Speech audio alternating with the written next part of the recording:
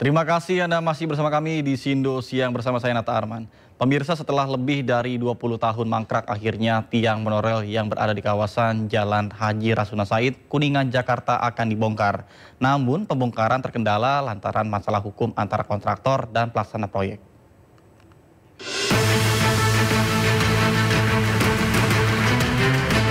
20 tahun sudah tiang monorail yang berada di sepanjang Jalan HR Rasuna Said Kuningan ini berdiri.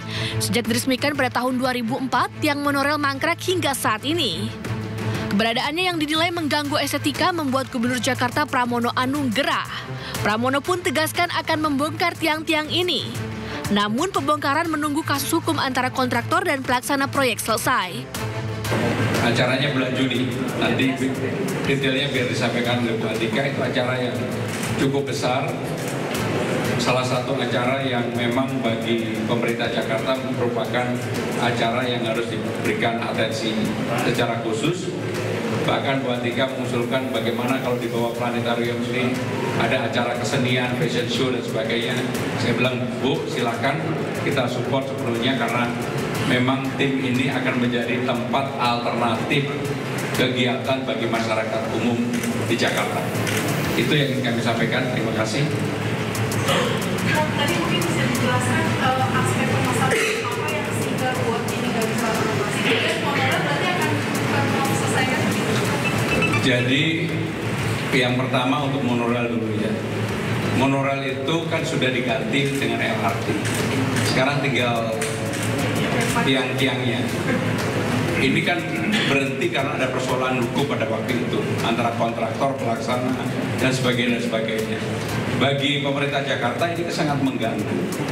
Maka bukan monorailnya yang dilanjutkan, tetapi tiang-tiang yang tidak berfungsi itu akan diapakan? Apakah dibersihkan? Apakah dibuat apa? Tentunya harus ada keputusan untuk itu. Gak bisa kemudian dibiarkan begitu saja dari waktu ke waktu karena semua orang tidak mau berpikir, tidak mau susah, tidak mau menyentuh persoalan itu. Bagi saya pribadi, saya ingin menyelesaikan itu. Hingga saat ini ada 90 tiang monorail yang mangkrak sepanjang HR Rasuna Said hingga Asia Afrika Jakarta. Pembangunan monorail dimulai pada 2004 saat itu Presiden Megawati Soekarno Putri meresmikan tiang pancang pertama di Jalan Asia Afrika Senayan, Jakarta pada 14 Juni 2024. Saat itu gubernur dijabat oleh Sutioso. Namun seiring berjalannya waktu, proyek monorail terhenti lantaran investor proyek PT Jakarta Monorail tak mampu memenuhi syarat investasi, yaitu sebesar 144 juta US dollar. Tidak adanya kesepakatan biaya membuat proyek ini terhenti pada tahun 2011. Tim Liputan iNews melaporkan. Dan pemirsa, untuk mengetahui proses pembongkaran tiang monorail yang mangkrak di kawasan Kuningan, Jakarta, kami sudah terhubung dengan rekan Wenda Nura di sana. Baik, selamat siang Wenda. Mungkin jam berapa proses pembongkaran pun akan dilakukan? Silakan. Ya, halo, selamat siang Nata dan juga pemirsa. Perlu kami informasikan sebetulnya untuk proses pembongkaran ini belum dimulai, baru rencana dari Gubernur DKI Jakarta yakni Pramono Anung. Dan memang adanya tiang-tiang monorail yang terpasang di sepanjang Jalan Rasuna Said ini tentu menimbulkan keresahan bagi warga. Karena bagaimana tidak, setelah sebelumnya sempat memakan korban beberapa tahun yang lalu, ini juga tentu mengganggu keestetikan tata kota Jakarta. Dan memang proyek ini sudah mangkrak selama lebih dari 20 tahun, yang mana proyeknya ini dimulai pada tahun 2004 hingga 2008 dan pada tahun 2011 diberhentikan. Dan memang kalau kami melihat di sini Nata dan juga pemirsa, tiang-tiang monorail yang terpasang ini berada di tengah jalan, yakni sebagai pembatas antara jalur cepat dan juga jalur lambat. Dan tentu ini jika ada pengguna jalan yang baru melintas di kawasan ini dan belum tahu detail di Jalan Rasuna Said ini dan misalkan tidak fokus dalam berkendara, ini bukan tidak mungkin mereka bisa saja menabrak rel, maksud kami tiang monorail yang ada di tengah jalan ini. Dan baru-baru ini memang ada rencana dari Gubernur DKI Jakarta Pramono Anung untuk membenahi monorail yang terpasang di sepanjang Jalan Rasuna Said ini. Dan tentunya mari kita nantikan akan seperti apa prosesnya nantinya. Apakah tiang-tiang monorail ini akan dibongkar atau mungkin dibenahi, akan dibuatkan tiang yang lebih indah nantinya terlihatnya tiang-tiang yang memang betul digunakan untuk pembatas jalan. Mari kita nantikan akan seperti apa nanti prosesnya. Kembali ke Anda, Nata. Baik, terima kasih Wenda Nura atas laporan dari kawasan Kuningan, Jakarta Selatan. Selamat bertugas kembali dan salam sehat. Pemirsa, Presiden Prabowo Subianto menandatangani Peraturan Presiden Nomor 66 Tahun 2025 tentang perlindungan negara terhadap jaksa dalam melaksanakan tugas dan fungsi Kejaksaan Republik Indonesia. Dalam aturan tersebut, jaksa bisa mendapatkan perlindungan dari TNI dan Polri.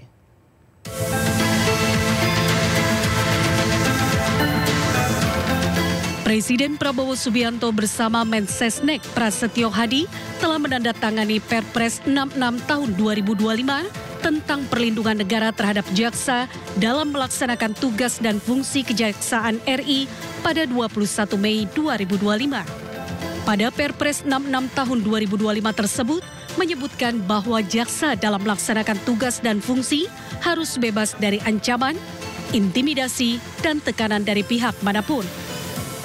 Lebih lanjut, dalam pasal 6 Perpres 66 tahun 2025 mengatur 6 jenis perlindungan yang akan didapatkan jaksa. Keenam perlindungan itu adalah perlindungan atas keamanan pribadi, perlindungan tempat tinggal, perlindungan pada tempat kediaman baru atau rumah aman, perlindungan terhadap harta benda, perlindungan terhadap kerahasiaan identitas, serta perlindungan lain sesuai dengan kondisi dan kebutuhan. Diterpa isu reshuffle, Menteri Energi dan Sumber Daya Mineral Bahlil Lahadalia mengatakan reshuffle merupakan hak prerogatif Presiden. Isu reshuffle Kabinet Merah Putih kembali mencuat. Dorongan reshuffle ini datang dari sejumlah aktivis 98 saat ditemui di Istana Presiden Jakarta. Menteri SDM Bahlil Lahadalia merespon isu reshuffle ini. Bahlil mengatakan bahwa dirinya tidak ingin berpikir melampaui batas. Dirinya menegaskan bahwa reshuffle adalah hak prerogatif atau kewenangan penuh dari Presiden. Dan sebelumnya sejumlah aktivis 98 pun menyinggung kinerja wajah-wajah lama Menteri di Kabinet Merah Putih Prabowo yang tidak memperjuangkan gagasan Astacita Presiden Prabowo Subianto. Itu jangan berpikir bertindak melampaui batas kewenangan. Kewenangan semua itu ada hak prerogatif Bapak Presiden, ya. Tapi itu udah ada info akan ada perpindahan atau reshuffle itu, Pak? Yuk, bulan depan, Pak.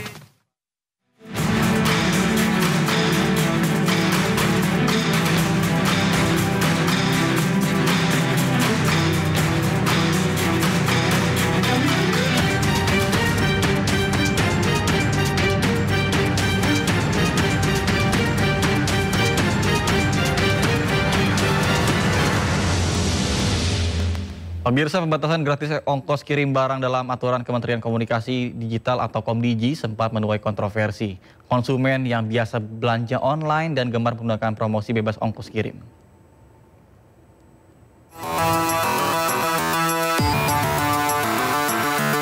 Minat masyarakat untuk belanja online di marketplace atau e-commerce masih menunjukkan peningkatan seiring dengan kian canggihnya alat komunikasi.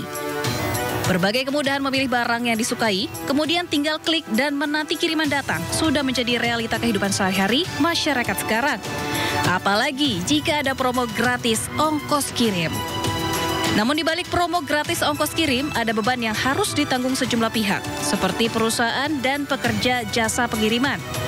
Kementerian Komunikasi dan Digital berupaya untuk memberikan perlindungan dengan pemberlakuan peraturan menteri. Hingga yang cukup menghebohkan, ada pembatasan gratis ongkir hanya 3 hari dalam 1 bulan. Dari kita nih sebagai sisi konsumen kan biasanya kan paling enak memang klik yang gratis ongkir. Tapi dari sisi pengusahanya mungkin itu bagian dari promosi. Kita juga sebagai regulator sini juga harus hadir untuk melindungi juga teman-teman yang menjadi kurir. Kadang-kadang promosi dijadikan satu sarana berlebihan untuk mengattract, tapi ya kita juga harus lindungi teman-teman jadi kurir. Kalau kita lihat teman-teman yang sekarang jadi mitra kurir di jalan kan banyak sekali yang mengeluhkan bahwa promo-promo itu kadang dibebankan juga kepada mereka. Nah, kita ingatkan kepada para penyelenggara untuk jangan melakukan itu gitu loh. Kita harus fair juga terhadap teman-teman yang bekerja gitu. Usai timbul kehebohan, Komdigi mengklarifikasi bahwa permen ini tidak mengatur atau membatasi promosi gratis yang dilakukan e-commerce, melainkan mengatur pemberian potongan harga ongkos kirim oleh perusahaan kurir. Dari Jakarta, Muharlin, iNews melaporkan. PT Pertamina Persero mencatatkan kinerja operasional dan keuangan positif sepanjang tahun 2024. Di tengah dinamika ekonomi global dan fluktuasi harga minyak dunia, sepanjang tahun 2024 produksi migas Pertamina berhasil tembus 1,44 juta barel oil equivalent per day atau BEOPD, sementara produk penjualan Pertamina mencapai 105 juta kiloliter. PT Pertamina Persero mencatatkan kinerja operasional dan keuangan positif sepanjang tahun 2024. Di tengah dinamika ekonomi global dan fluktuasi harga minyak dunia, Pertamina tetap mampu menunjukkan pertumbuhan dan peningkatan kontribusi terhadap negara. Sepanjang tahun 2024, produksi migas Pertamina berhasil tembus 1,044 juta barel oil equivalent per day atau BOEPD. Naik signifikan dari tahun 2021 yang tercatat sebesar 897.000 BOEPD. Selain sektor hulu, peningkatan juga terjadi di sektor kilang. Yield valuable kilang meningkat dari 80% pada 2021 menjadi 83% di 2024. Penjualan produk Pertamina turut naik sekitar 4% dari 93 juta kiloliter pada 2021 menjadi 105 juta kiloliter di 2024. Produksi listrik Pertamina juga mengalami lonjakan signifikan dari 4.686 gigawatt hour pada 2021 menjadi 8.475 gigawatt hour pada 2024 atau naik hampir 2 kali lipat. Sepanjang tahun 2024, pendapatan Pertamina tembus 75,3 miliar dolar Amerika Serikat atau setara 1.244 triliun rupiah. Dengan membukukan laba bersih sekitar 3,1 miliar dolar Amerika Serikat. Kontribusi Pertamina kepada negara dalam bentuk PNBP pun meningkat tajam, mencapai 401,8 triliun rupiah, mencatatkan peningkatan signifikan dibandingkan tahun-tahun sebelumnya. Jakarta, Tim Liputan IDX Channel.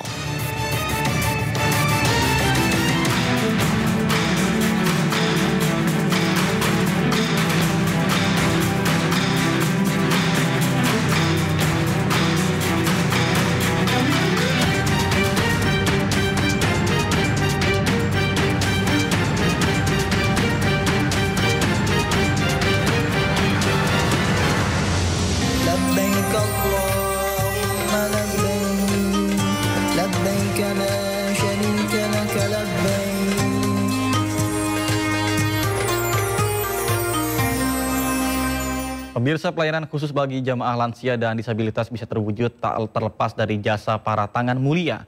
Siti Maria Ulfa salah satunya adalah sosok perempuan tangguh melayani para jemaah calon haji, khususnya layanan lansia dan disabilitas dengan penuh kasih dan kepedulian sebagai petugas haji.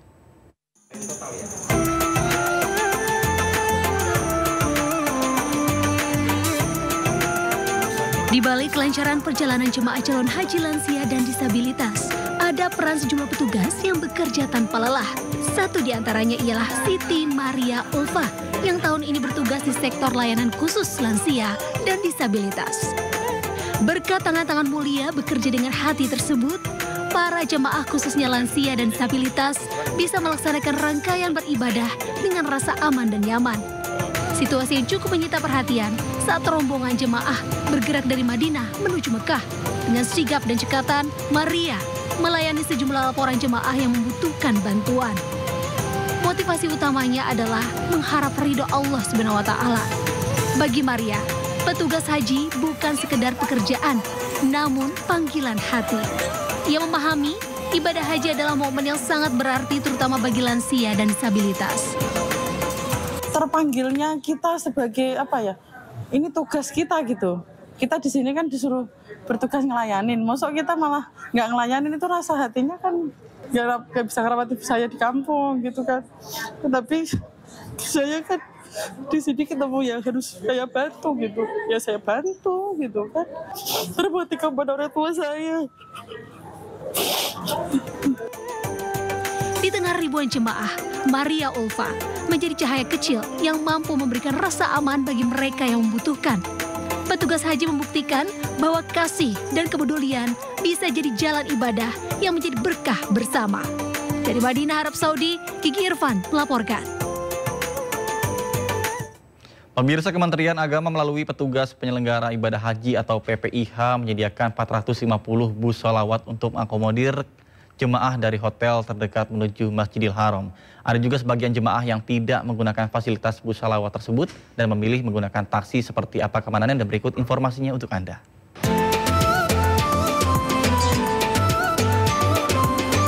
Bis sholawat moda transportasi yang disediakan Kementerian Agama melalui PPIH tersedia sebanyak 450 unit. Bertujuan dapat mengakomodir para jemaah haji dari hotel menuju ke Masjidil Haram atau sebaliknya. Namun ada sebagian jemaah yang tidak menggunakannya dan memilih naik taksi. Kepala Bidang Perlindungan Jemaah PPIH Arab Saudi mengimbau untuk berhati-hati dan menyarankan untuk lebih memanfaatkan fasilitas bis sholawat dengan terdapat 3 terminal, Ship Amir, Ajiat, dan Jabal Ka'bah. Jika terpaksa ingin naik taksi, sejumlah tips berikut semoga bisa dipedomani. Karena sudah disiapkan bis sholawat ya untuk bisa mengantar jamaah dari hotel menuju ke Masjidil Haram dan juga disiapkan 3 terminal. Kemudian trik-triknya yang bisa memberikan rasa aman dan nyaman buat jamaah, terutama jamaah haji suami istri misalnya naik taksi, ini kami sarankan trip agar lebih aman dan nyaman, yang naik taksi duluan tuh bapak-bapak atau suaminya. Kemudian setelah taksi itu berjalan ya, kemudian sampai di tujuan, maka yang turun duluan istrinya. Baru setelah itu suaminya. Nah, itulah untuk menghindari hal-hal yang tidak diinginkan. Tips lainnya, disarankan para jemaah baik pria atau wanita tidak sendiri. Tanya tarif taksi sebelum naik dan disepakati secara detail, agar tidak diminta harga yang memberatkan jemaah atau di luar kesepakatan awal. Dari Mekah, Arab Saudi, Ramdhani melaporkan. Pemirsa, Masjid Qiblatain dengan 2 kiblat yang ada di Madinah menjadi saksi bisu sejarah umat Islam. Bukan sekedar tempat ibadah, namun juga menjadi saksi ketika arah kiblat umat Islam berpindah dari Masjidil Aqsa ke Ka'bah.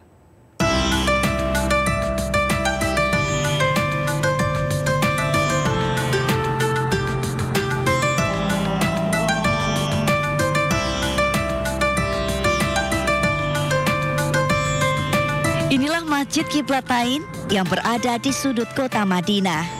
Selain bangunannya yang megah, masjid yang memiliki arti 2 kiblat ini juga menyimpan jejak penting dalam sejarah Islam.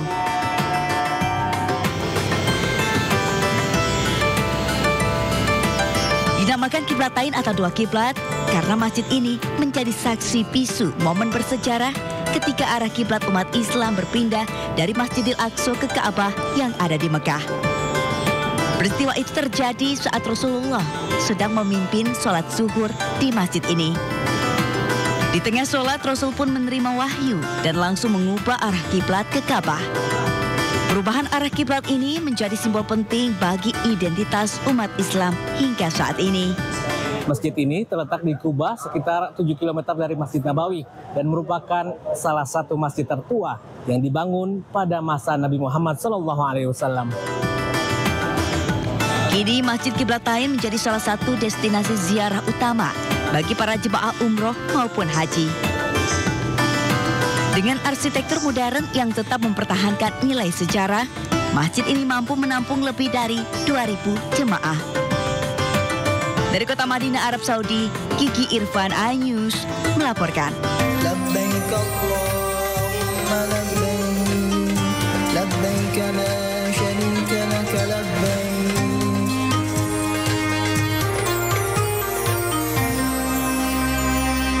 Pemirsa, Sindo Siang akan segera kembali dengan informasi menarik lainnya. Untuk itu tetaplah bersama kami di Sindo Siang.